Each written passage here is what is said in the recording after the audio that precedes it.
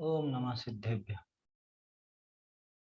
मंगलमय मंगल करण वीतराग विज्ञान नमो ताहि जाते भय अरहंतादि महान करि मंगल करि हो महाग्रंथ करण को काज जाते मिले समाज सब पावे निज पद राज। मोक्ष प्रकाशक ग्रंथ में 8वें अधिकार पर हमारी चर्चा चल रही है। चारों अनुयोगों का स्वरूप, चारों अनुयोगों की व्याख्यान पद्धति, उनका व्याख्यान का विधान और उनमें जो दोषों की कल्पना थी, व्यक्तिगत रूप से जो हर एक में दोष उठाए जाते थे, उन सब दोष कल्पनाओं का निराकरण अपन देख चुके हैं। उसके बाद थोड़ी सी बात टोडरमल जी फिर से वो व्याकरण आदि की करते हैं, क्योंकि पहले भी व्याकरण आदि ग्रंथों का है ना, दो तरह के ग्रंथ उसमें जोड़े थे। एक तो जो अपने लिए एक तरह से सप्लीमेंट की तरह थे, चारों अनुयोगों को समझने में कार्यकारी, ऐसे व्याकरण, छंद, न्याय है ना, भाषा, ऐसे जो शास्त्र हैं वो अपने को एक तरह से अपने शास्त्राभ्यास में उपकारी है। और दूसरे तरह के जैसे वैदिक ज्योतिष वगैरह, उनसे कोई विशेष लाभ होता नहीं है, लेकिन फिर भी ठीक है, वो भी बताए थे, उनका प्रयोजन भी पहले दिखा चुके हैं। अब इनकी उपयोगिता यहाँ पे दिखा रहे हैं। प्रयोजन पहले दिखाया ही था, अब उपयोगिता यहाँ पर दिखा रहे हैं। एक दो पैराग्राफ हैं छोटे छोटे से, देख लेते हैं, उसके बाद फिर अपन परस्पर में जो विरोध खड़े होते हैं अनुयोगों में, उसके संबंध में भी बात करेंगे।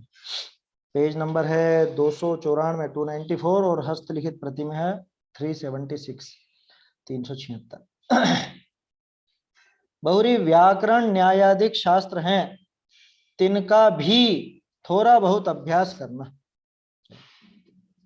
जाते हैं इनका ज्ञान बिना बड़े शास्त्रनी का अर्थ भाषे नहीं। बहुरी वस्तु का भी स्वरूप इनकी पद्धति जाने जैसा भाषे तैसा भाषाधिक करी भाषे नहीं। ताते परंपरा कार्यकारी जाने इनका भी अभ्यास करना, परंतु इन्हीं विषय फंस न जाना। किछु इसका अभ्यास करी प्रयोजन भूत शास्त्रनी का अभ्यास विषय प्रवर्तना। ठीक है, ये पहली कैटेगरी के जो ग्रंथ थे, दो कैटेगरी करी, शास्त्र जो अपने धार्मिक शास्त्रों के अलावा भी शास्त्र अपने यहाँ पे मौजूद है, उनकी दो कैटेगरी।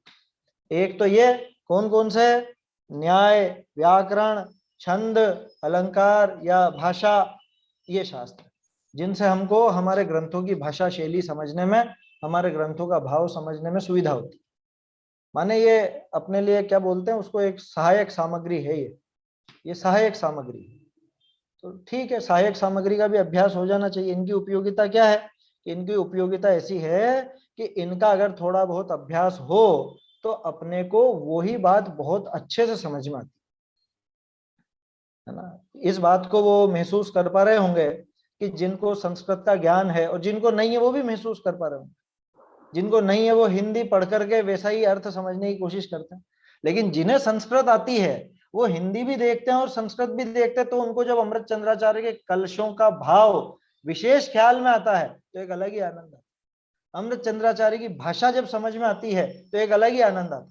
हालांकि अनुवाद करने वालों ने भी कोई कमी नहीं रखी, लेकिन वो अनुवाद आखिर अनुवाद है, वो अमृत चंद्राचार्य का क्या मुकाबला करेगा। या उनका के बाद भी शब्द जोड़ा है क्या भैया? हाँ, भी है इसके अंदर, भी में संशोधन भी है। जयपुर वाली पुस्तक में तो लिखा हुआ है, सोनगढ़ वाली पुस्तक में भी नहीं लिखा था, तो उसमें आप नोट कर लीजिएगा। उनका भी अभ्यास करके, कि भाई मूल ग्रंथ तो आप पढ़ ही रहे हो, लेकिन थोड़ा बहुत अगर समय है और बुद्धि है ना, जो बुजुर्ग हो गए उनकी बात नहीं, लेकिन जो अभी दूसरी चीजें भी सीख सकते हैं, जो दूसरी बातें भी सीखने में समय लगाते हैं और समझ सकते हैं, तो उनको थोड़ा सा ये भी अभ्यास करना चाहिए। जब इसकी चर्चा पहले आई थी तब भी अपन ने बात की थी, उस टाइम पर मैंने आपको कुछ पेज नंबर भी नोट कराए थे, है ना। फिर से एक और बार करा देता हूँ, वहां पे ये वाला पेज नोट कराया था, अब यहाँ पे वो वाले नोट कर लो, 201, 235, 287, 88, 287, 88 तो अभी निकला ही है, वो जो प्रयोजन वाला प्रकरण था वही है। और बाकी 201 और 235 पे भी हल्की सी झलक वहां पे इसकी मिलती है। है ना। वहां दोनों बातें आ गई। एक तो है वो इनकी उपयोगिता की, भाई थोड़ा बहुत इनका अभ्यास हो तो विशेष जानना होता है ना। अरे सीधा सा है, ज्यादा बड़ी क्या बात करें। भक्तामर हिंदी बोलने वाले और भक्तामर संस्कृत बोलने वाले तो सभी हैं, क्या पाठ तो सभी करते हैं, लेकिन जैसा भक्तामर बोलते हुए हम लोगों को जो आनंद आता है, वो मैं गारंटी से हम लोगों को मतलब संस्कृत जानने वाले को जो आनंद आता है, वो आनंद जो संस्कृत नहीं जानता वो उसको नहीं आएगा।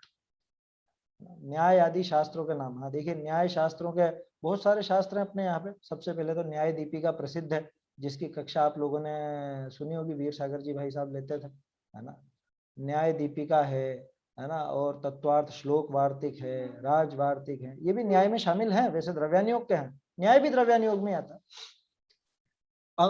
समंत भद्राचार्य की आप्त मीमांसा, है ना, प्रमाण परीक्षा, आप्त परीक्षा है, और भी आप देखो कई ग्रंथ है, मतलब उनके ग्रंथों के नाम अपन ढूंढने बैठे तो कम से कम 50-60 ग्रंथ निकल के आ जाते हैं, बहुत से ग्रंथ हैं।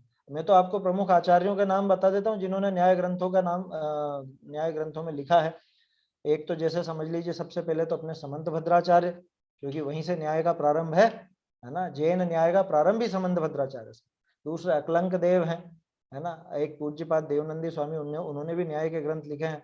इसके बाद आपको मिलते हैं विद्यानंद स्वामी, अष्टशती अष्टसहस्री जिन्होंने लिखा है, और आप्त परीक्षा भी उन्होंने लिखी। उसके बाद आपको मिलते हैं न्याय दीपिका वाले अपने अभिनव धर्म भूषण यति, और मिलते हैं आपको प्रमेय रत्नमाला, प्रमेय कमल मार्तंड, ऐसे ऐसे ग्रंथ, प्रमेय रत्नमाला लिखा लघु अनंत वीर्य ने।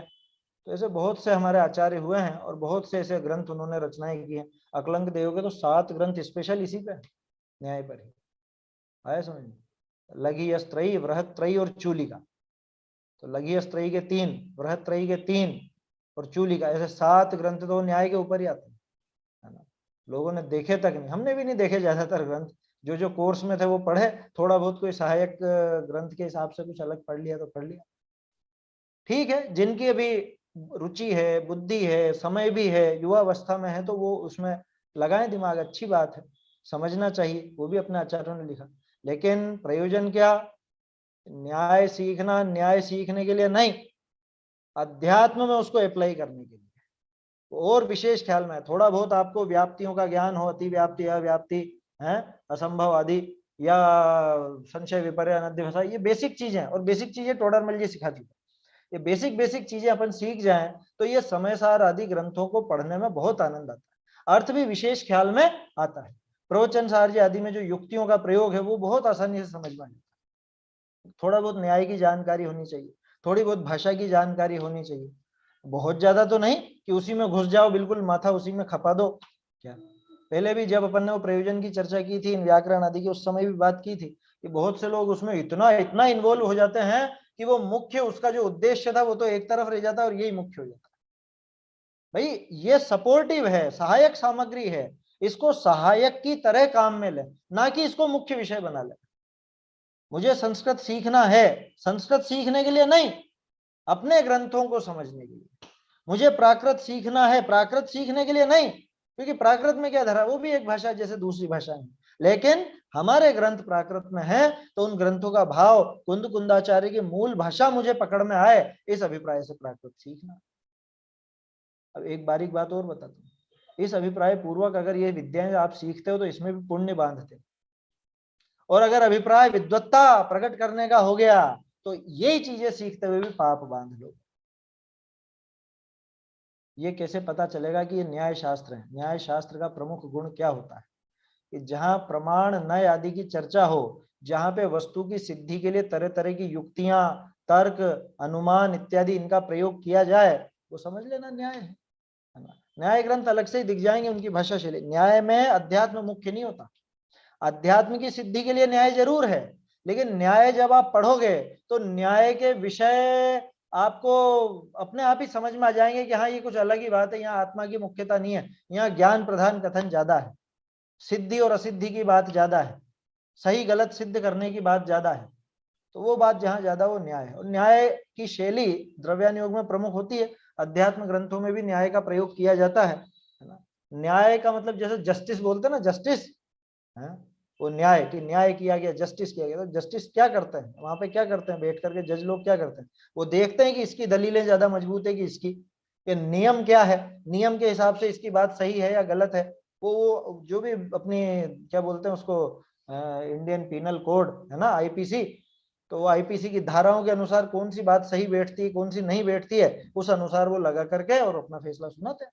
ठीक इसी तरह से न्याय में होता है, तरह तरह की युक्तियां, तरह तरह के तर्क इत्यादि जहां पे प्रयोग किए जाएं, है ना। वैसे तो न्याय की परिभाषा है प्रमाण न्यायात्मको न्याय। क्या न्याय क्या है, प्रमाण और न्यायात्मक होता है, जहां नए प्रमाण इत्यादि का प्रयोग करके वस्तु की सिद्धि की जाए उसे न्याय कहते हैं। और न्याय अध्यात्म की सिद्धि के लिए है, ये बात मुख्य रूप से दिमाग में रखना। न्याय न्याय सीखने के लिए नहीं है, न्याय दूसरों का मुंह बंद करने के लिए नहीं है, न्याय किसी के खंडन मंडन के लिए नहीं है, बल्कि न्याय तो अध्यात्म की बात कैसे सिद्ध हो, कैसे समझ में आए, क्योंकि मुख्य प्रयोजन तो अपना वो है ना, है मैं मेरा आत्मा की सिद्धि कैसे कर सकूं मेरे ज्ञान में, इसके लिए न्याय का उपयोग करना, इसके लिए न्याय सीखना, और कोई प्रयोजन नहीं होना चाहिए।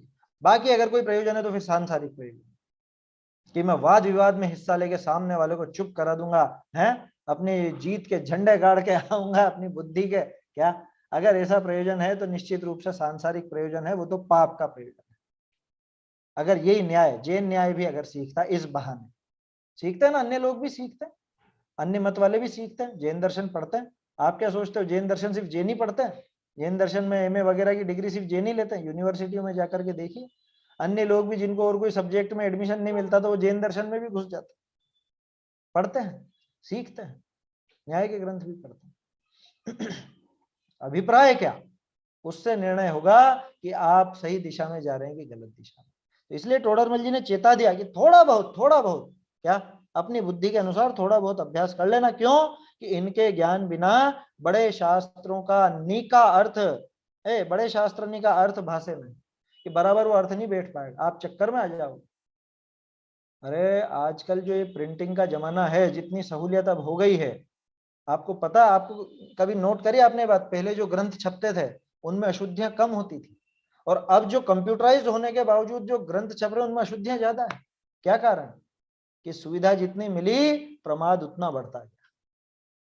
पहले लोग बाग बहुत कायदे से, वो जो पहले छापा खाना चलता था ना, वो प्रेस चलती थी, वो एक एक अक्षर को वहां फिट करके और फिर वो छपते थे ग्रंथ, तो उनमें लोग बहुत सावधानी रखते थे, क्योंकि बड़ी मुश्किल से नई टेक्नोलॉजी हाथ में थी, हाथ से लिखने से बच रहे हैं, तो इसलिए वो बहुत ध्यान देते थे। और अब तो कंप्यूटर में खटाखट करा, एक एंटर दबाया और आपकी एक लाइन गायब, मालूम भी नहीं पड़ता। कैसे पता करोगे फिर आपका अनुवाद सही हुआ कि नहीं? तो इसलिए अगर थोड़ा बहुत अपने को ये ज्ञान हो तो पता चल जाता है कि अरे यहाँ पे प्रिंटिंग की गलती रह गई है, अरे यहाँ अर्थ का उल्टा अर्थ हो गया है, ये पकड़ में आ जाता है मूल ग्रंथों को देख कर। लेकिन मूल ग्रंथों की भाषा जानोगे तभी तो मूल ग्रंथों को देखोगे, इसलिए वो संस्कृत प्राकृत आदि का भी थोड़ा बहुत अभ्यास होना चाहिए, है ना। नहीं तो देखो जो युवा है और जो बच्चे हैं उनको तो जबरदस्त ये प्रेरणा करनी चाहिए कि नहीं सीखो ही सही, जैसे तुम इंग्लिश सीखते हो, अंग्रेजी सीखते हो, वैसे ये भी सीखो। हाँ वो भी बात है, प्रूफ रीडिंग नहीं हो रही है, ढंग से नहीं हो रही, तो वही तो कह रहा हूँ, प्रमाद आ गया ना। टेक्नोलॉजी जैसे जैसे बढ़ती जा रही है, सुविधाएं बढ़ती जा रही है, तो प्रमाद भी बढ़ता जा रहा है। वो सोच रहे हो सरल काम है, सरल काम, उतना उपयोग लगता नहीं। तो ये जरूरी है अपने को सीखना, ये भाषाएं सीखना जरूरी है। अपने बच्चों को, जिनके भी बच्चे हैं छोटे, सीखने की उम्र के हैं, उनको निश्चित प्रेरणा देनी चाहिए। और जो भी युवा लोग हैं, मेरी उम्र तक के लोगों को भी सीखना चाहिए, है ना। 50 के ऊपर भले आप मत सीखो, लेकिन जो जो 50 के नीचे हैं, तो 50 के ऊपर वाले भी सीखे तो बुरा ही नहीं है ना। अपनी आयु, अपना समय, अपनी बुद्धि, उस हिसाब से स्वयं निर्णय लीजिए, कोशिश तो पूरी करना। सामान्य रूप से तो, और देखो रुचि होती है ना तो बुढ़ापे में भी सीख जाते हैं, कोई बड़ी बात नहीं, रुचि हो तो बुढ़ापे में भी सीखता है। देखिए तो क्या कह रहे हैं, जाते हैं इनका ज्ञान बिना बड़े शास्त्रनी का अर्थ भाषे नहीं, बहुरी वस्तु का भी स्वरूप इनकी पद्धति जाने जैसा भाषे भाषे तैसा भाषादिक करी भाषे नहीं।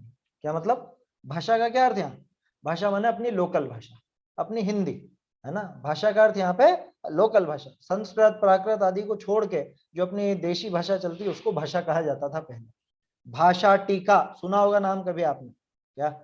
समय सार भाषा टीका। तो भाषा टीका का क्या मतलब कि हमारी लोकल भाषा में उसकी टीका। और संस्कृत टीका के तो नाम चलते ही थे, आत्मख्याति टीका, उसको भाषा टीका नहीं कहते हैं, कभी ध्यान रखना। संस्कृत टीका को कभी भाषा टीका नाम नहीं मिलेगा। जो हिंदी अनुवाद की गई टीका होगी उसको भाषा टीका कहते हैं। भाषा टीका, भाषा वचनिका, ऐसे नाम आते थे। तैसे भाषाधिक करी भाषे नहीं, कि जो इनकी पद्धति से जानने में आता है, वही जो कहा ना मैंने, संस्कृत अगर आपको आती है तो जैसा ख्याल में आएगा अमृत चंद्राचार्य की बातें पढ़ करके आपको, वैसा वो हिंदी पढ़ कर हिंदी पढ़ने वाले को वो ख्याल में नहीं आएगा। ऐसा है। ताते परंपरा कार्यकारी जानकर, वही सहायक सामग्री, परंपरा कार्यकारी जान करके जाने इनका भी अभ्यास करना, परंतु इन्हीं विषय न फंस जाना, उलझ मत जाना कि मैं संस्कृत का ही ज्ञान बढ़ाने में लग जाऊं प्राकृत के। भाई अपने प्रयोजन पूर्ता चाहिए अपने को नहीं चाहिए कि पाणिनि के सूत्र कितने हैं और कौन कौन से हैं, पाणिनि ने क्या क्या सूत्र लिखे हैं, इसमें क्या क्या अपवाद हैं, कैसे कैसे निपात हैं, वो सब सीख जाओ सहज रूप से, ठीक है, लेकिन अतिरिक्त उसके लिए बहुत बोझा नहीं डालना मत है। क्या हार्ड डिस्क तो उतनी की उतनी है ये भर लो या ये भर लो, दोनों में से एक चीज भराएगी। क्या आया समझ में? ताते परंपराकारी कार्यकारी जानी इनका भी अभ्यास करना, परंतु इन्हीं विषय में फंस न जाना, किछु इसका अभ्यास करी प्रयोजन भूत शास्त्रनी का अभ्यास विषय प्रवर्तना, जो हमारे प्रयोजन भूत शास्त्र हैं उनमें प्रवर्तना, इनका अभ्यास करके। सामान्य समझ में आ गया, रूप हमको समझ में आ गया कि ये षष्ठी में ऐसा प्रयोग है ना, जब रामस्य लिखा तो इसका अर्थ राम का होता है, रामात लिखा तो इसका अर्थ राम से होता है, ऐसा थोड़ा थोड़ा समझ में आ गया है ना। आत्मा शब्द के रूप समझ में आ गए कि तो वो आत्मा के लिए क्या क्या लिखा गया वो समझ में आ गया। मामूली थोड़े बहुत बेसिक नियम समझ में आ गए कि संस्कृत में वाक्य रचना कैसी होती है, तो अपने को काम हो जाएगा, है ना। थोड़ा बहुत अभ्यास करना चाहिए। बोलिए। ये कहीं कहीं भैया आत्म शब्द लिखा रहता है, कहीं कहीं आत्मा शब्द लिखा है, तो दोनों में अंतर है या फिर? आत्म बिगड़ा हुआ रूप है, आत्म अपने हिंदी में लिख देते हैं, मूल शब्द तो आत्मन है ना। आत्मन, आत्मन का ही आत्मा रूप चलता है, जैसे राजन का राजा चलता है, पितृ का पिता चलता है, ऐसे आत्मन का आत्मा चलता है। और नहीं आत्म तो हिंदी में कर देते हैं अपन। नहीं, समय सार की कई सारी गाथाओं में आत्म शब्द लिखा है, कहीं कहीं आत्मा लिखा है, तो वो तो नहीं बिगड़ा हुआ मिलेगा हाँ। प्राकृत में। नहीं नहीं, प्राकृत में नहीं, जब हम वही तो कह हिंदी। रहा हूँ, हिंदी में, हिंदी अनुवाद में तो छंद के हिसाब से बिठा देते हैं, जहां अच्छा। पे आत्म बैठ रहा हो वहां आत्म बिठा देते हैं। जैसे अपन वो छोटे बच्चे सीखते हैं, शुद्धात्म है मेरा नाम, तो बोलने में सरल पड़ता है। शुद्धात्मा है मेरा नाम, वो बोलने में थोड़ा सा ऐसा होता है बच्चों में, तो जैसा बैठता है वैसा हिंदी में बिठा देते हैं। मूल शब्द आत्मन है। अंतर नहीं है मतलब दोनों में नहीं नहीं, एक ही? अंतर नहीं है, बस उसका बिगड़ा रूप है ना। बिगड़ा माने वो अपभ्रंश रूप। भाषा इसी तरह से विकसित होती है, बदलती है। देखो क्या कह रहे हैं। अब दूसरी कैटेगरी के ग्रंथ, वो वैद्यक ज्योतिष और वो तंत्र मंत्र वाले जो थे, उनकी भी बात आई थी ना। बहुरी वैद्यक आदि शास्त्र हैं, तिनते मोक्ष मार्ग विषय किछु प्रयोजन भी नहीं, है ना। यहाँ पे भी ही है, इनसे प्रयोजन ही नहीं है कुछ। या आपको कोई समय सार समझने में मदद भी नहीं करेंगे। संस्कृत तो थोड़ी समझने में मदद करेगी, प्राकृत तो या न्याय तो थोड़ा समझने में मदद करेगा, लेकिन ये ज्योतिष हो गया, वैद्यक हो गया, इनसे मोक्ष मार्ग में तो कोई प्रयोजन है नहीं। ताते कोई व्यवहार धर्म का अभिप्राय थे, किसी किसी व्यवहार धर्म के अभिप्राय से बिना खेद इनका अभ्यास हो ही जाए तो उपकार आदि करना, पाप रूप न प्रवर्तन। क्या क्या कहा कि भाई ये मोक्ष मार्ग में तो काम के हैं नहीं, इसलिए अगर सहज रूप से सीखने को मिल जाए तो एक बात। दूसरी बात, कोई व्यवहार धर्म के अभिप्राय से, कौन सा व्यवहार धर्म, कह रहे बेचारे बहुत जीव दुखी होते हैं इस चक्कर में, थोड़ा सा ये बीमारी की वजह से दुखी होते हैं, अपने को इस चीज का ज्ञान है तो थोड़ा बता दो, लेकिन वो भी कैसे कि जिससे धर्म घटे नहीं बल्कि बढ़ने में सहायक हो, या थोड़ा बहुत तो वो अभक्ष का त्याग करे, या कुछ अभक्ष दवाएं तो बिल्कुल नहीं बताएगा, ऐसी विपरीत प्रवृत्ति तो बिल्कुल नहीं बताएगा जिसमें हिंसा विशेष हो या राग द्वेष आदि विशेष बढ़ते हो। ऐसा उपकार, ऐसा उपदेश तो हमारे यहाँ नहीं किया जाता। समझ में ही बात। तो क्या क्या कारण बता दिए, एक तो व्यवहार धर्म के अभिप्राय से, दूसरा बिना खेद माने सहजता से हो जाए, आपको अलग से क्यों नहीं, मैं वो वैद्यक सीखने जा रहा हूँ साहब वहां पे, है कि वहां विदेश में इसकी प्राकृतिक चिकित्सा की विशेष शाखाएं चलती है और वो विशेष समझाते हैं, वहां पे सीखने जा रहा हूँ, ऐसे पागल मत बनो। वहां पे अपना समय बुद्धि खर्च नहीं करना, सहज सहज रूप से सीखने में आ जाए तो सीख लेना, और कोई व्यवहार धर्म सधे तो साध लेना। ठीक है, इनका भी अभ्यास हो जाए तो उपकार आदि कर देना। क्या कोई बेचारा जीव दुखी हो, कोई इसमें सहायता चाहता हो, तो उस हिसाब से कोई सहायता होती हो तो कर देना। पाप रूप न प्रवर्तना, ऐसा काम मत कर लेना क्या वो वैद्य आदि सीख गया तो मैं दुकान खोल के बैठ गया क्या आया समझ में, वो काम नहीं करना, उसमें तो पाप की ही बुद्धि है। क्योंकि देखो इससे मोक्ष मार्ग की सिद्धि तो हो नहीं रही है, थोड़ा बहुत कुछ दया वाला व्यवहार धर्म सध सकता है तो उतना कर लेना, वो भी सहजता से बने तो। अलग से अपना उपयोग, अपना समय, अपना समझ लीजिए सारा जो मोक्ष मार्ग में प्रवर्तने की रुचि आदि, उसको इसके पीछे खर्च मत करना। ठीक है ना। और इनका अभ्यास ना हो तो मति हो कुछ ही किछु बिगाड़ नहीं। ऐसे जिन मत के शास्त्र निर्दोष जाने तिनका उपदेश मानना। क्या ऐसे जैन धर्म के जो शास्त्र हैं उनको निर्दोष जान करके उनका उपदेश मानना चाहिए। चारों अनुयोगों की बात हो गई, और साथ में जो ये व्याकरण छंद अलंकार या वेद्य आदि शास्त्रों की बात थी वो भी साथ के साथ में हो गई। इसमें पहले अपन चर्चा कर चुके हैं, वो पेज नंबर जो मैंने आपको नोट कराए थे उस समय भी बताया था, उस टाइम पर भी बात कर चुके हैं, तो वापस उनको रिपीट नहीं करेंगे। उनमें भी बात यही है कि थोड़ा बहुत इनका अभ्यास हो तो विशेष मदद हो जाती है। दूसरा सम्यक ज्ञान के अन्यथा रूप में आया था कि इन्हीं में लग जाए तो गड़बड़ है। और एक खास चीज वो ध्यान रखना, वो जो प्रश्न आया था ना कि गणधर ने फिर इनका भी उपदेश क्यों दिया, कह रहे भैया वो बड़े व्यापारी हैं, उनके पास बहुत पैसा है, वो तो 1000-10,000 के बारदान भी खरीदेंगे तो भी धकेगा, लेकिन तू पूरे 10,000 इस बारदान में ही खर्च कर देगा तो अनाज कहां से लाएगा। तो वो हमेशा ध्यान में रखने लायक बात है। वो समय और बुद्धि कितनी है उस हिसाब से निर्णय लेकर के और अपने को ये सीखना चाहिए। वो भी पहली कैटेगरी वाले, दूसरी कैटेगरी वाले नहीं, दूसरे वाले तो सहज कोई सीखने में आ जाए तो आ जाए, वो अलग बात। ठीक है, अब यहाँ जो हमारा मुख्य प्रकरण है वो चलता है अनुयोगों में दिखाई देने वाले परस्पर विरोध का निराकरण। वैसे देखा जाए तो ये इसमें बहुत सारी बातें आएंगी। अब जो 6-7 पेज चलेंगे ना, 94 चल रहा है ना ये, लगभग 303 तक यही प्रकरण है। अब इसमें अलग अलग हेडिंग नहीं है, फिर भी आपकी सहूलियत के हिसाब से इसमें अपन अलग अलग पॉइंट्स निकाल सकते हैं। मुख्य रूप से 4 पॉइंट हैं जिनके आधार पर विरोध खड़ा होता है। 4 अनुयोगों, 4 बिंदु है वो अपन नोट करेंगे। उसके बाद फिर अलग से बात आएगी जहां पे अन्य मतों से जैन मत की तुलना भी आएगी, शास्त्रों को पढ़ने की प्रेरणा भी आएगी, वो चीजें भी इसके अंदर आएंगी। तो 6-7 पॉइंट्स इसमें बनते हैं। आखिरी पॉइंट तो आखिरी पेज पर है ही सही, अनुयोगों का अभ्यास क्रम, तो वो तो आखिर में आएगा। पहले अपन इसको पॉइंट्स के हिसाब से समझेंगे। 4 मुख्य बिंदु हैं, बड़े बड़े हैं वो भी, उनमें छोटे छोटे उप बिंदु आप बना सकते हैं। अब शास्त्र विषय अपेक्षा अधिक को न जानने पर परस्पर विरोध भाषे का निराकरण कीजिए है। क्या अपेक्षा आदि नहीं जानने के कारण परस्पर विरोध भाषित होता है, उसका निराकरण। अपेक्षा आदि में क्या, एक तो अपेक्षा हो गई कि अपेक्षा समझ में, दूसरा शब्द, उस शब्द का ज्ञान नहीं हो तो भी समझ में नहीं आए, क्योंकि कहीं पे शब्द का प्रयोग कैसा, कहीं शब्द का प्रयोग कैसा, कहीं पर वो युक्ति रूप वचन है वो समझ में नहीं आए, तो ये सब अपेक्षा आदि में शामिल हो जाए। या सीधे शब्दों में कहीं कहूं तो जो 4 बिंदु अपन निकालेंगे वो 4 बिंदु ये अपेक्षा आदि में शामिल, इसलिए ये सब चीजें समझना जरूरी है। ठीक है, तो सबसे पहला पॉइंट अपने सामने ये आ रहा है। प्रथम आदि अनुयोगनी की आमनाय के अनुसार ही जहां जैसे कथन किया होई तहां तैसे जान लेना। ये यहां लिखा है ना, यहां के स्थान पर जहां कर लीजिएगा, जहां जिस प्रकार कथन किया हो।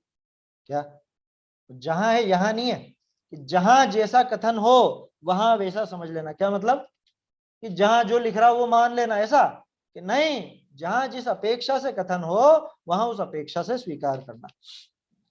देखो ये पूरा पहला पॉइंट यही है, पहले पैराग्राफ में ही है, देखते हैं इसको, पहले पूरा पढ़ देता हूं मैं फिर बात करते हैं। प्रथमादि अनुयोगनी के आमनाय के अनुसार ही जहां जैसे कथन किया होई तहां तैसे जान लेना। और अनुयोग का कथन को और अनुयोग का कथन ते अन्यथा जानी संदेह न करना। जैसे कहीं तो निर्मल सम्यक दृष्टि निर्मल सम्यक दृष्टि ही के शंका कांक्षा विचिकित्सा का अभाव कया। कहीं भय का 8वां गुण स्थान पर्यंत, लोभ का 10वां पर्यंत, जुगुप्सा का 8वां पर्यंत उदय कया। तहां विरुद्ध न जानना, श्रद्धान पूर्वक तीव्र शंकादिक का सम्यक दृष्टि के अभाव भया अथवा मुख्यपने सम्यक दृष्टि शंकादि न करे, तिस अपेक्षा चरणानुयोग विषय शंकादिक का सम्यक दृष्टि के अभाव भया। बहुरी सूक्ष्म शक्ति अपेक्षा भयादिक का उदय अष्टम आदि गुणस्थान पर्यंत पाइये है, ताते करणानुयोग विषय तहां पर्यंत तिनिका सद्भाव भया। ऐसे ही अन्य जानना, पूर्व अनुयोगनि का उपदेश विधान विषय के उदाहरण कहे हैं, ते जानने अथवा अपनी बुद्धि ते समझ लेने। ये आपका इसमें पहला पॉइंट है। पहले प्रकार का विरोध इस तरह से खड़ा होता है परस्पर अनुयोगों में, अपेक्षा नहीं समझने के कारण कि साहब चरणानुयोग में तो शंका कांक्षा नहीं होते सम्यक दृष्टि के, ये कह रहे हैं, और कर्णानुयोग कह रहा है कि वो भय वहां तक बैठा हुआ है 8वें गुण स्थान, लोभ वो 10वें गुण स्थान तक बैठा हुआ है, वेद 9वें गुण स्थान तक बैठा हुआ है। ये क्या चक्कर है? एक तरफ सम्यक दृष्टि को निशंक निर्भय कह रहे हैं, दूसरी तरफ 8वें गुण स्थान तक बता रहे हैं। ये क्या चक्कर है? ये उदाहरण दिया टोडरमल जी ने, सिद्धांत नहीं बता रहे, सिद्धांत को उदाहरण के रूप में पेश किया। चाहे तो ऐसे नोट लगा लीजिए, पहले भी जो आपको बताया था कि सिद्धांत को भी उदाहरण के रूप में पेश कर देते हैं टोडरमल जी समझाने के लिए। क्या कह रहे हैं कि इन अनुयोगों की आमनाय के अनुसार, पहली लाइन ही जोरदार है, इनकी आमनाय के अनुसार, आमनाय माने परंपरा, पद्धति, कथन शैली, जो अपन ने अनुयोगों का व्याख्यान का विधान देखा और वो व्याख्यान की पद्धति देखी उससे, तो उस आमनाय के अनुसार जहां जैसा कथन किया हो तहां तैसे जान लेना। क्या मतलब कि जहां जिस अपेक्षा से, जो समझाने के लिए जिस प्रयोजन से कथन किया हो, वहां उस अपेक्षा से, उस पद्धति से, उस प्रयोजन के लिए समझ लेना चाहिए। प्रयोजनों को मिक्स नहीं करना, अपेक्षाओं को मिक्स नहीं करना, पद्धतियों को मिक्स नहीं करना। अरे यहां भी करते हैं क्या अपन?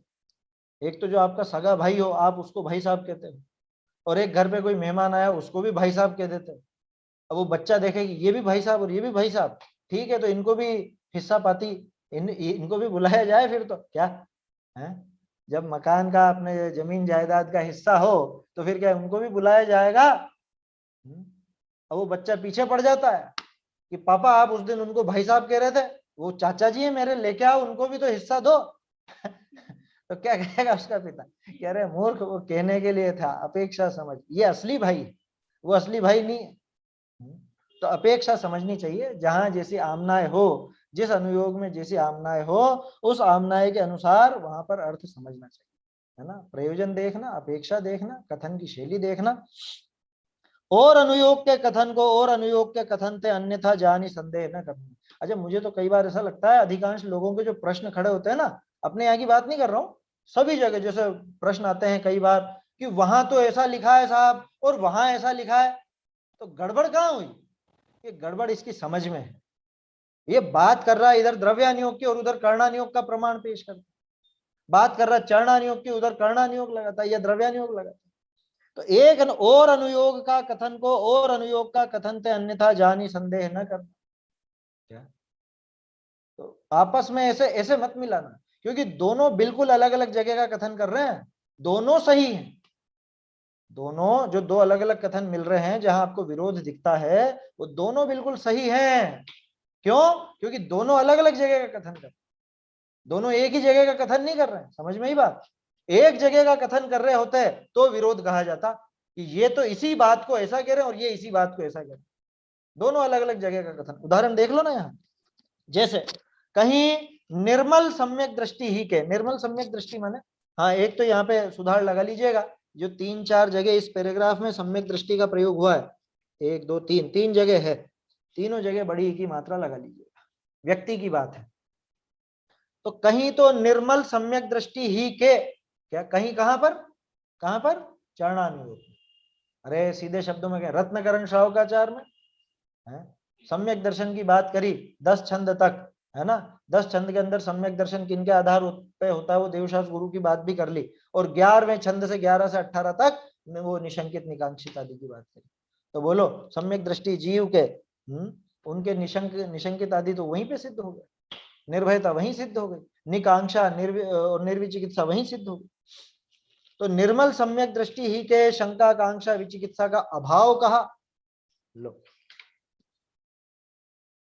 एक मिनट, हाँ, शंका कांक्षा विचिकित्सा का अभाव कहा है ना, निशंकित निकांक्षित निर्विचिकित्सा का सद्भाव कहा ऐसा।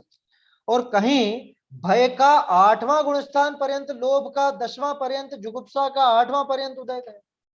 ये क्या लिख रहे हैं टोडरमल जी, ये 3 बातें लिखी ना, तो तीनों के विरोध में लिखी। कौन सी?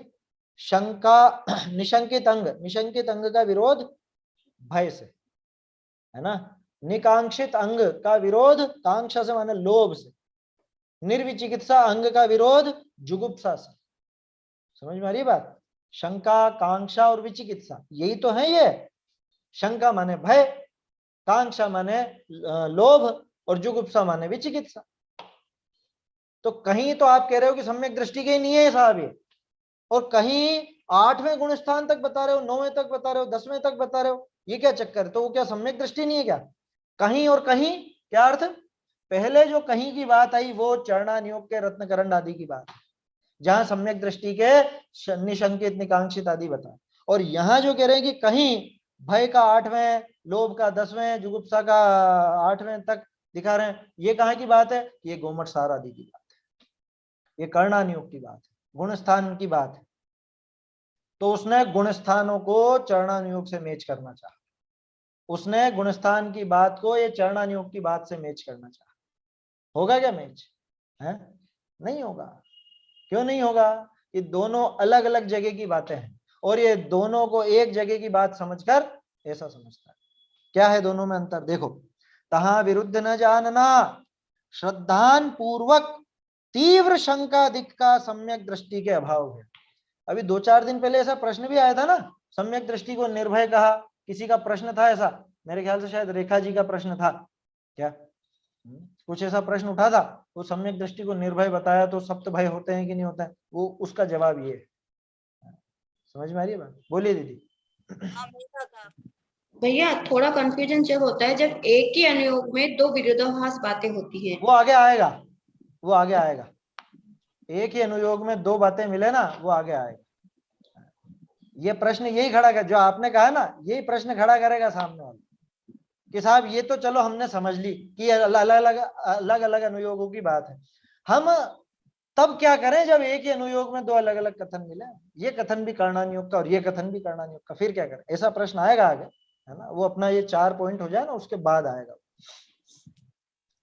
देखिए क्या कह रहे हैं कि वहां विरुद्ध न जानना, श्रद्धान पूर्वक तीव्र शंकादिक का सम्यक दृष्टि के अभाव भया, अथवा मुख्य पने सम्यक दृष्टि शंकादि न करे। 2 अपेक्षाएं। कौन सी अपेक्षाएं? कि शंकादि का, कौन सी शंका?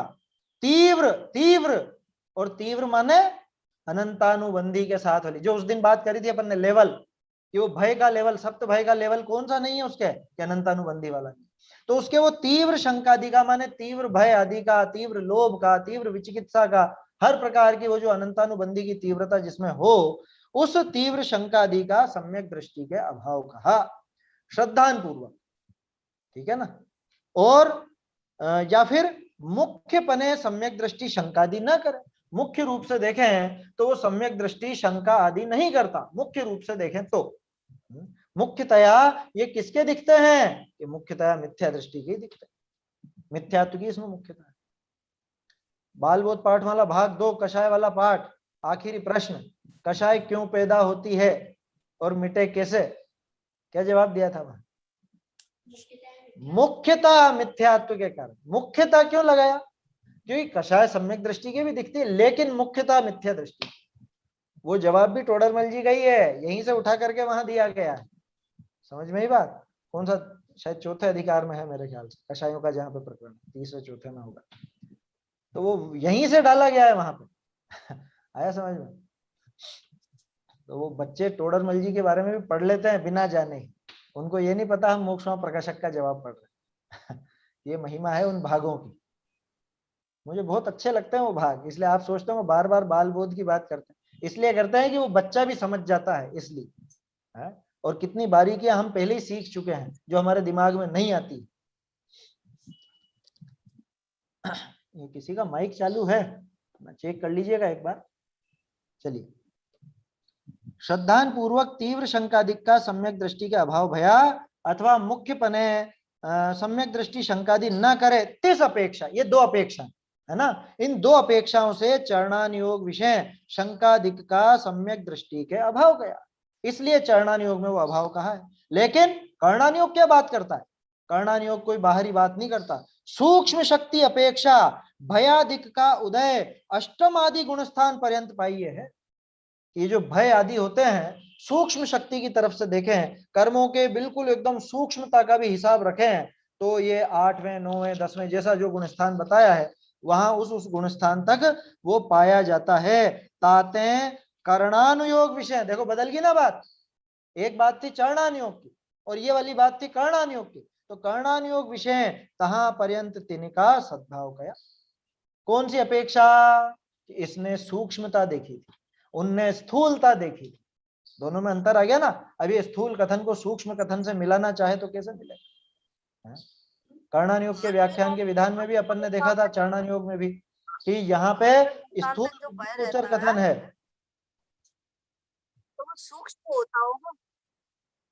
क्या आपकी आवाज साफ नहीं आ रही है? क्या कह रहे हैं आप बता रहे कि भय 8वें गुणस्थान तक रहता है, हाँ तो वो सूक्ष्म रहता होगा। हाँ, जो सूक्ष्म कैसा, विकल्पों में नहीं है। अच्छा, वो भय कषाय संबंधी जो कर्म है, चारित्र मोहनी का जो वो प्रकृति है ना, भय प्रकृति, वो भय प्रकृति अभी भी मौजूद है, उस अपेक्षा से कहा जाता है। जैसे तीर्थंकरों के असता का उदय किसी अपेक्षा कहा जाता है। किसी अपेक्षा कौन सी? कि वो प्रकृति एक हल्की सी मौजूद है ना। वो वैसा सूक्ष्म का मतलब ऐसा नहीं कि अपन तो ज्यादा डरते हैं और मुनिराज थोड़े कम डरते होंगे, वो डरने वरने वाली बात ही नहीं है वहां। वो विकल्पों में नहीं आता। 8वें गुणस्थान में जो पड़ा हुआ वो कोई विकल्प रूप है क्या? वो तो अबुद्धि पूर्वक का है ना, अबुद्धि पूर्वक लिखा ना। सूक्ष्म कषाय शक्ति के संबंध में बात करी थी पहले अपन ने, वो समझना यहाँ क्या सूक्ष्म शक्ति रूप, कि हाँ शक्ति है कि ये बाद में वापस से कषाय लौट सकती है। आया समझ में? जब वो विकल्प रूप दशा होगी, जब आत्मानुभव टूटेगा, तब ये हल्का फुल्का जैसा जिस लेवल का हो, संजुलन का है तो संजुलन जितना वो भय आ सकता है ना। लेकिन 8वें गुण स्थान में आता है क्या वो? 8वें में नहीं आता। 8वें में तो विकल्पों में उसकी सत्ता नहीं है, विकल्पों में उसकी सत्ता नहीं है, कर्म में है। बारीक बारीक वो कर्म पड़े हुए हैं, उन कर्मों के हिसाब से कषाय शक्ति जो पड़ी है, उस कषाय शक्ति को देख करके, चूंकि केवल ज्ञान गम्य विषय है ना वो, तो कर्णानुयोग उसका भी कथन कर देता है। और चरणानुयोग इतनी बारीकी में नहीं जाता।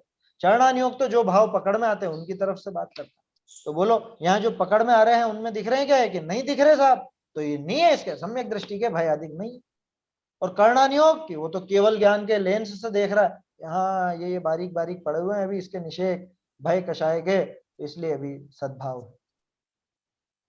अब दोनों को आपस में टकराना चाहोगे तो बैठेगी नहीं। पहली बात तो एंगल ही गलत है, समझ में आ रही बात? ये बिल्कुल अलग पटरी पर जा रही है गाड़ी और ये बिल्कुल अलग पटरी पर जा रही है। कई बार ऐसा कोई छोटा बच्चा हो, वो देखता है ना ट्रेन आ रही है, इस दिशा से भी ट्रेन आ रही है बहुत तेज, उस दिशा से भी, और वो घबरा जाता है, दोनों टकराएंगे, बिल्कुल टकरा जाएंगे। वो कह रहे हैं नहीं टकरा रहे, ये कौन सा वो ट्रैक नंबर 10 पे है, ये ट्रैक नंबर 9 पर है, तो ये बिल्कुल यूं निकल जाएंगे। समझ में आई बात? तो एक कर्णानुयोग और चरणानुयोग को आपस में टकराना चाहे नहीं टकरा। शुद्ध उपयोग की बात भी तो आती है ना कि चौथे में नहीं होता है, वो तो पूर्णता वही कर्णानुयोग का विषय की पूर्णता के हाँ, अपेक्षा वैसा लगा सकते हैं, है ना। ये एक उदाहरण दे दिया टोडरमल जी ने, ऐसे सैकड़ों बातें निकल करके आएंगी। जब आप कर्णानुयोग के हिसाब से वो शुद्धोपयोग की बात करोगे, है ना, तो वो बात फिर आगे जाके आएगी। और टोडरमल जी ने दिखाया तो था पहले भी कि तुम 7वें की कहते हो, हम 7वें की भी नहीं, हम तो 12वें में कहेंगे। शुद्धता फिर वहीं पे गिनो, कि मानो तो ऐसी मानो, फिर जरा भी कमी क्यों रखो। और जब ऊपरी ऊपरी बात कर रहे हो, मोटी मोटी बात कर रहे हो, तो चौथे में संभव है ना, क्या दिक्कत है? तिस अपेक्षा चरणानुयोग विषय शंका, ये तो हो गया ना। हाँ, ताते कर्णानुयोग विषय तहा पर्यंत तिनका सद्भाव कया। ऐसे ही अन्य जानना, ऐसे बहुत चीजें, बहुत जैसे एक शुद्धोपयोग का उदाहरण तो यही गया, शुभ भावों के संबंध में भी बहुत सी बातें आ जाएंगी। तो ये पहला पॉइंट अपना हो गया। ऐसे ही अन्य जानना पूर्व अनुयोगनी के उपदेश विधान विषय के ही उदाहरण कहे हैं, वहां देख चुके हैं अपन। वो चारों अनुयोगों के जो व्याख्यान का विधान आया है, व्याख्यान पद्धति आई है, वहां पर पूरी बातें ये आ चुकी हैं, उसके हिसाब से भी जान लेना चाहिए, अथवा अपनी बुद्धि से समझ लेना। ठीक है, पहले पॉइंट को हम एक लाइन में डिफाइन करेंगे तो कैसे लिखेंगे उसको? पहला पॉइंट है अपेक्षा नहीं जानने के कारण जो विरोध हुआ, है ना। अपेक्षा नहीं, या यूं समझ लो कि एक अनुयोग की आमना है और दूसरे अनुयोग की आमना है। आमना है शब्द ज्यादा ठीक है यहाँ पे, क्योंकि यहाँ आमना है की परिपाटी है। अगले में विवक्षा वाली बात आ रही है, तो विवक्षा और अपेक्षा में फिर कंफ्यूजन ना हो जाए, तो यहाँ अनुयोगों की आमनाएं ले सकते हो आप। दो अलग अलग आमनाएं की बातें हैं, उन आमनाएं को मिलाना चाहे तो नहीं मिले। यहाँ पे वो आमनाएं मत समझना कौन सी कि 13 पंथ आमना है और 20 पंथ आमना है, वो बात नहीं चल रही है ना। यहाँ अनुयोगों की आमना है, आमना है माने परंपरा, उस परंपरा में जो बात चलती है, जो अपन देख चुके हैं व्याख्यान के विधान में, व्याख्यान की पद्धति, वही बात। अब दूसरा पॉइंट बहुत लंबा है ना, लगभग 1-1.5 पेज का है। बाकी इसमें छोटे छोटे पॉइंट आएंगे उदाहरण के रूप में, उससे काफी समझ में आएगा। देखिए आगे देखते हैं। बहुरी एक ही अनुयोग विषय, अभी बात किसकी थी? अलग अलग अनुयोग की, है ना। अब बात चल रही है एक ही अनुयोग की। बहुरी एक ही अनुयोग विषय विवक्षा के वशते अनेक रूप कथन करिए है ना। विभिन्न विभिन्न तरह के कथन मिलते हैं अपेक्षा बदल जाने के कारण। जैसे कर्णानुयोग विषय प्रमादनिका सप्तम गुणस्थान विषय अभाव कया, तहां कषाय आदिक के भेद कहे। एक मिनट, कषाय आदिक प्रमाद के भेद कहे। बहुरी तहां ही कषाय आदिक का सद्भाव दशम आदि गुणस्थान पर्यंत कया। तहां विरुद्ध न जानना, है ना। यहाँ पे टोडरमल जी ने 5-6 लाइनें काटी हैं, लेकिन उनका बाद में वापस जो खुलासा किया है वो चीज आ चुकी है छपे हुए में, तो अपन उनको नहीं देखते, उनको छोड़ते हैं। तहां विरुद्ध न जानना जाते हैं, यहाँ प्रमादनी विषय तो जे शुभ अशुभ भावनी का अभिप्राय लिए कषाय अधिक होई तिनका ग्रहण है। सो सप्तम गुणस्थान विषय ऐसा अभिप्राय दूर भया, ताते तिनका तहां अभाव गया। बहुरी सूक्ष्म आदि भावनी की अपेक्षा तिन ही का दशम आदि गुणस्थान पर्यंत सद्भाव गया है। हाँ, ये हो गया ना पैराग्राफ। ये पहला पॉइंट, पहला उदाहरण समझ लो इसका। मुख्य पॉइंट तो अपना पहली लाइन में आ गया, क्या कि एक ही अनुयोग में विवक्षा के वश से अलग अलग कथन मिलते हैं। उन कथनों को ये आपस में टकराने की सोचता है, तो वो टकरावट बनेगी नहीं, इससे सिद्धि कुछ होगी नहीं। जो भी थोड़ी देर पहले आपका प्रश्न था क्या कि एक अनुयोग में आए तो क्या, तो वो बात यहाँ भी आ रही है और फिर आगे भी आएगी, जहां पे बिल्कुल विरुद्ध दिखेगा। यहाँ तो बिठा देंगे टोडरमल जी, क्या कह रहे हैं। दोनों बातें कर्णानुयोग की, कौन सी? कर्णानुयोग में प्रमाद का सप्तम गुणस्थान विषय अभाव का, ठीक है। सातवें गुणस्थान का क्या नाम? अप्रमत्त विरत, ऐसा कहा ना, अप्रमत्त विरत, कि यहां पर प्रमाद नहीं, ठीक है ना। अब ये बताओ प्रमाद के कितने भेद? 15 भेद। प्रमाद के 15 भेद। प्रमाद के 15 भेदों में 4 कषाय शामिल है या नहीं? कषाय शामिल है। तो जब अप्रमत्त कहा तो इसका मतलब कषाय नहीं होना चाहिए। कौन कह रहा है? कर्णानुयोग कह रहा है। ध्यान रखना, कर्णानुयोग का कथन है कि 7वां गुणस्थान अप्रमत्त विरत माने प्रमाद का अभाव, ठीक है। और कर्णानुयोग ही कषाय का सद्भाव 10वें गुणस्थान तक बताता है। ये क्या चक्कर है? पहले अभाव हुआ कि अभी अभाव हुआ? कि भैया दोनों जगह अलग अलग अपेक्षा है। क्या जैसे पहले अपन ने चरणानुयोग और कर्णानुयोग में सूक्ष्म और स्थूल की बात की, ऐसे ही यहाँ पे भी सूक्ष्म भाव और स्थूल भाव को पकड़ा है। जहां पे अपन बात करें विकल्पों में कषाय, विकल्पों में कषाय नहीं होना, तो वो काम तो 7वें में हो गया, है ना। 7वें में जिसको प्रमाद कहा है वो विकल्पों में कषाय को प्रमाद नाम दिया है, और वो 7वें गुणस्थान में नहीं है, इसलिए 7वें गुणस्थान का नाम अप्रमत्त विरत रख दिया जाता है। कि विकल्पों में कषाय नहीं माने कषाय रूप विकल्प नहीं हो रहे हैं, कषायों में जीव उलझा नहीं है, अपने आत्म स्वरूप को ध्यान रहा है, उसी को जान रहा है। तो वहां ये अपेक्षा है ना, वहां ये विवक्षा है, ठीक है। और इसके बाद जो बात चलती है कि 10वें गुणस्थान तक, तो वो सूक्ष्म शक्ति की अपेक्षा बताया, है ना। वहां सूक्ष्म शक्ति का कथन है कि अभी भय कषाय मौजूद है। कैसे मौजूद है कि भय नाम का चारित्र मोहनी कर्म पड़ा हुआ है, उस हिसाब से अबुद्धि पूर्वक मौजूद है। तो वो भय कषाय बता दी, वो लोभ बता दिया 10वें तक, है ना। भय तो वहीं तक बताया 8वें तक, और लोभ बताया 10वें तक, ऐसा समझ। देखिए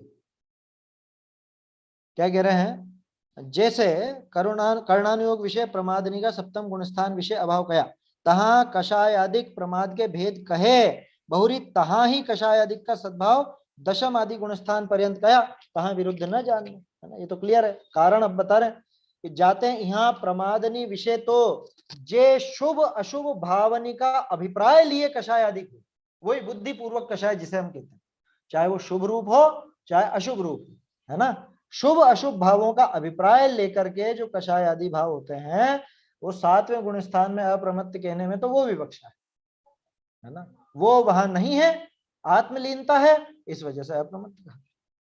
ठीक है। सो सप्तम गुण स्थान विषय ऐसा अभिप्राय दूर भया, कौन सा, वो शुभ अशुभ भावों का। शुभ अशुभ भाव वाली जो कषाय है वो बुद्धि पूर्वक वो उन विकल्पों में नहीं हो रही है, वो अभिप्राय दूर हो गया है। ताते तिनका तहां अभाव गया। और सूक्ष्म आदि भावों की अपेक्षा, सूक्ष्म भावों की अपेक्षा, आदि भी लगा दे कि और भी जो कोई अपेक्षाएं हो कर्मों की तरफ से, कषाय शक्ति की तरफ से, जीव के वापस गिरने की तरफ से, कैसी भी बात ले लो, है ना। तो सूक्ष्म आदि भावों की अपेक्षा तिन ही का दशम आदि गुणस्थान पर्यंत सद्भाव गया है, उनका ही वहां पे सद्भाव भी बता दिया। ठीक है ना। इसको आप ऐसे भी समझ सकते हो, आप कह रहे थे ना पहले को क्या नाम दे और दूसरे को क्या नाम दे, मैं इसको ऐसे देखता था, अपेक्षा और विवक्षा, पहले भी शायद बताया है मैंने, अपेक्षा और विवक्षा। अनुयोगों की तो होती है अपेक्षा, है ना। अब एक ही अनुयोग में जो अलग अलग पद्धति से कथन चल रहा है वो है विवक्षा। टोडरमल जी ने ये प्रयोग किया इसलिए मुझे वो नाम सूझे थे। आप देखो पहले पॉइंट में पहली लाइन में क्या लिखा है, शास्त्रों में अपेक्षा अधिक को न जानने से, तो पहला बिंदु तो अपेक्षा का। और यहाँ देखो एक ही अनुयोग में विवक्षा वश, है ना। हालांकि आप अपेक्षा को भी विवक्षा कह सकते हो, विवक्षा को भी अपेक्षा कह सकते हो, उसमें दिक्कत नहीं है, लेकिन ये दो बातें समझना। क्या, पहले अपन ने ऐसी बात की है कि दो तरह से एंगल फिट करना पड़ेगा इसको ढंग से समझने के लिए, एक तो कौन से अनुयोग का है और फिर अनुयोग में नए कौन सा है ना। तो अनुयोगों की तो अपेक्षा और वो नयों की विवक्षा, ऐसा जब वो दोनों एंगल सेट होंगे, तो जैसे कौन से नए से बोल रहे हो कि निश्चय नए से, लेकिन ये निश्चय नए किसका, ये कर्णानुयोग का निश्चय नए, तो बात बदल जाएगी। ये व्यवहार नहीं, व्यवहार नहीं किसका, ये द्रव्यानुयोग का व्यवहार नहीं, तो बात बदल जाएगी। द्रव्यानुयोग का निश्चय या द्रव्यानुयोग का व्यवहार वो कर्णानुयोग के निश्चय से ऊपर चलता है ना। तो अपेक्षा और विवक्षा ये दोनों एंगल अपन सेट करके देखेंगे तब जाके दूरबीन काम करेगी, ऐसा है। वो क्या बोलते हैं उसको, माइक्रोस्कोप होता है ना, माइक्रोस्कोप सूक्ष्मदर्शी, वो सूक्ष्मदर्शी में 2-3 एंगल सेट करने पड़ते तब जाकर के वो बराबर नजर आता है। देखा होगा ना आप लोगों ने, साइंस की लैब वगैरह में कभी पढ़ते समय जिन्होंने भी देखा हो। तो ऐसे ही यहाँ जिनवाणी को समझने के लिए अपने को ये अपेक्षा और विवक्षा ये दोनों एंगल सेट करने पड़ेंगे। ठीक है ना। समय तो हो गया है अपना। ये अभी दूसरे बिंदु का पहला अपना वो उदाहरण हुआ है, आगे सरल है विषय, विषय कठिन नहीं है लेकिन महत्वपूर्ण बहुत है। क्या, क्योंकि ये विवक्षाएं और ये अपेक्षाएं समझ में नहीं आती, झगड़े तो तभी खड़े होते हैं, और लोग बाग इनको समझना नहीं चाहते और अपनी अपनी तानते हैं कि अरे नहीं नहीं ऐसा ही है ऐसा ही है। जो कोई नया नया अभ्यासी हो ना और वो ऐसे चक्कर में पड़ जाए, वो तो गफलत में आ जाता है बेचारा, सामने वाले बरगला देते हैं या उसको घबरा देते हैं। इसलिए ये टोडरमल जी का 8वां अधिकार, मोक्षमा प्रकाशक का ये 8वां अधिकार और ये वाला प्रकरण खास तौर पे समझने जैसा है। समझने में कठिन नहीं पड़ेगा, आएगा बिल्कुल इजी वे में समझ में, लेकिन समझना जरूरी है ना। कल देखेंगे इसको।